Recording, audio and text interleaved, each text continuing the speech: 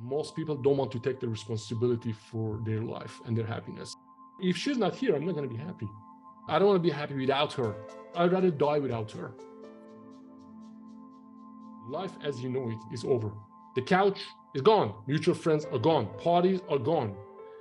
This is just, like I said, the next level of that computer game. If this doesn't register for you, you continue to try to solve the wrong problem. You try to fix all the high-level problems. Now, it doesn't matter how well your relationship was. You're in a new reality. But someone who's obsessing is so in the middle of the matrix with this chaos, and he cannot even see that things have changed. This is the big thing that I wanted to remember. You need a new internal dialogue. If you want to move on, if you want your life to change, this is the biggest secret. This brings us to one of the protocols. We're going to talk. If you rely on anybody else for your happiness, anybody else but yourself, you're going to get disappointed.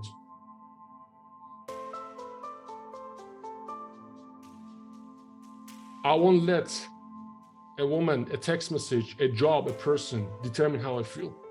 She's not responsible for my happiness. And you have a choice to make, man. Either you stay sad and desperate and keep burning your energy, feel sorry for yourself and wonder where she is and what she's doing, or you just roll up your sleeves and get to work.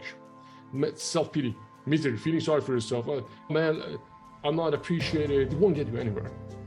Some guys say, man, I went to gym, I did exactly what you told me, but it didn't work, man. I slept with 2 new girls, but I still feel miserable. And that's because their goal is still, how can I get her back? So I can finally be happy. I can get her back so she loves me, then I can love myself and be happy.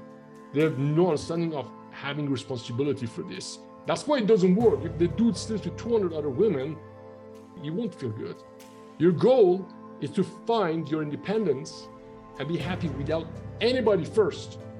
Then when you're good there, when you are the best version of you, then you can go and start looking for that person too. The goal here is not to go and sleep with many women. Today, I'm going to address 3 major areas.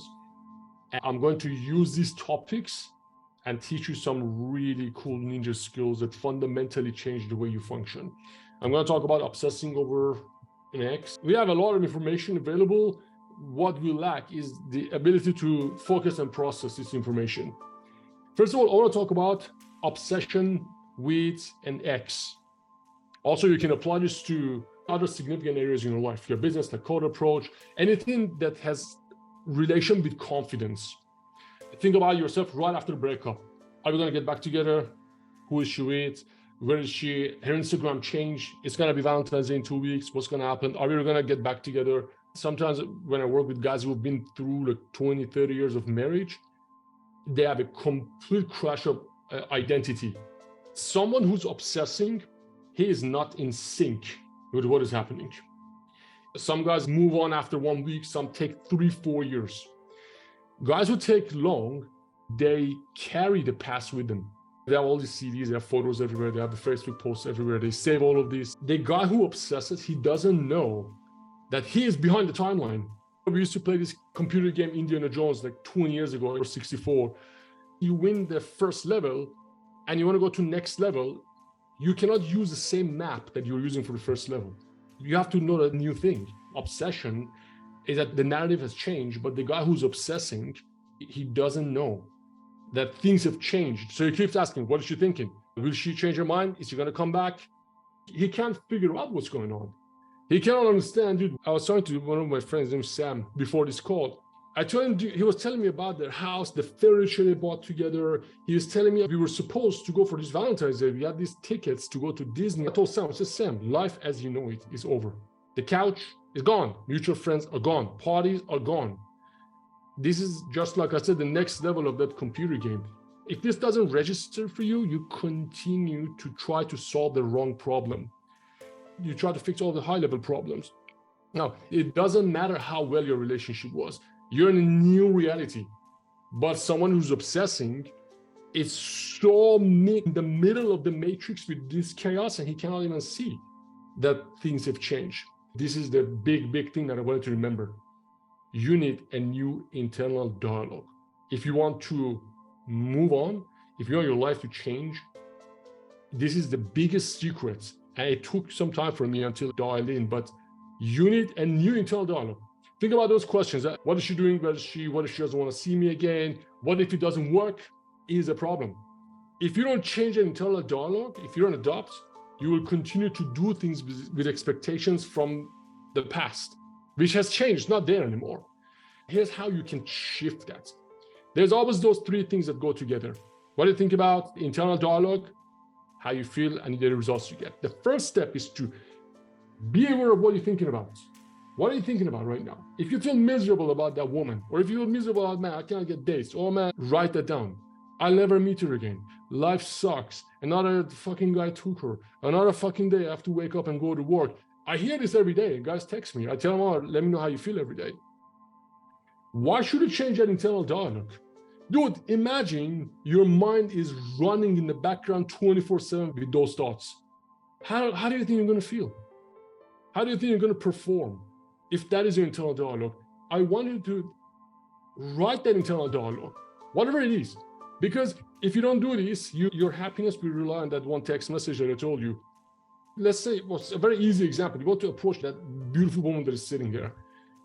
Dude, imagine if we want to approach her with all of this anxiety and tension and confusion. Oh man, what if she says no? What if there's a boyfriend? Imagine you bring all of that energy to your conversation. Do you know what your face is gonna look like when she sees you? That's what we're gonna change your internal dialogue. Where I tell guys who want to approach women, I say, when you go there, you think about three things. She's single, she's interested to meet you, and I want you to think about her naked sitting on your face. The dude smiles, then approach. I know it's like a quick hack and it's not a long-term solution, but it fixes the problem of approach. Because your performance depends on your thoughts, your internal dialogue. And most people have a very, very, very bad negative internal dialogue. If you want things to change, this is non-negotiable. The pain will not go away unless you change this. That business will not make itself unless you change its internal dialogue. It's something that happens every second. When obsession ends, it usually happens in different phases. Phase one, the internal dialogue, the theme is, I can't be without her, life sucks. Phase two, after a few weeks or a few months for most people, is that, well, maybe I can survive this. Phase three, when you completely moved on, is your internal dialogue is that I'm glad it's over. But some guys, they take a very long time. Those who remain obsessed is because they keep asking the same wrong questions. I can tell you today, I talked to maybe 20 people. You know what the question they asked me? Dude, after probably like 8 months, Ben, does she think she cannot trust me anymore? Ben, do you think she left me because I told this to her mom? They try to fix the wrong problem. That's why they don't move on. The mind flips back to her. That's why things don't move forward. Sam told me, Ben, I can't accept. So, Ben, I can't accept the new reality. You don't have to, but we don't have a choice. If you have been stuck, and this is a crazy thing, I have my stats. This is after working a few thousand of guys. Let's say after 6 months, you're still obsessing over a woman. Dude, you are not entitled to put this much on her. You're not entitled to put this big responsibility on that woman to come and deal with your bullshit trauma from the past. You're dealing with it yourself. It's a big one. Same with meeting women. One of the guys I was working with, he said, oh man, you know what? I don't fish. If a woman wants to meet me, she come and meet me. So he tells himself a story to justify why he's being weak due to his own approach. It's your responsibility. All of it is your responsibility. We have a lot of fuel when we start a day, but most people use the fuel in the wrong place, in the wrong problem. I learned this is gonna solve all of the problems you have in your life. Use your energy to fix the real problem, which is your mind. If you want to learn approach anxiety, if you want to learn obsession, if you want to learn to do 10-minute plank, this is the problem. The suffering of obsession or the problem with approach anxiety, problem with getting stuck in any level is because instead of trying to fix the source, we try to fix that little problem. When I tell you I'm unintelligent, I'm not joking, I'm serious. Like, I'm probably one of the most negative people you ever run into. But the difference is I am so aware of it. Every second I catch it. A couple of weeks ago, one of my clients gave me $32,000 bonus. You know what's the first thought in my mind? Fuck, this is not a repeat pay. That's the first thing I think about. That's the first thing, instead of thinking, holy shit, man, that's really awesome. But I catch it. I learned to catch it. Most people don't catch it. Same thing when I go to gym, I want to do 60 reps. After first rep, the first thought, fuck, man, that's only 1.6%. Shit, I have 59 left. Second rep, oh man, I got 58 left. The difference is I catch it. And dude, that's why I wanted to listen to Interview with Devil, Napoleon Hill. That's exactly the interviews with your inner dark self. This is an incredible book, audiobook. And this is one of the things that you should listen to it every week. Every week. I know there have been a lot of problems with texting, and you guys send me screenshots and helping with text. I just want to give you one rule for texting today, just one rule. When you want to reply or you don't know when to reply, you don't know what to do, the rule is pull all of your emotions out. You're texting for your friend. This is not you texting to your girlfriend or your wife or ex-wife or the girl that you want to see. This is your friend giving his phone, hey, what do you tell to this girl?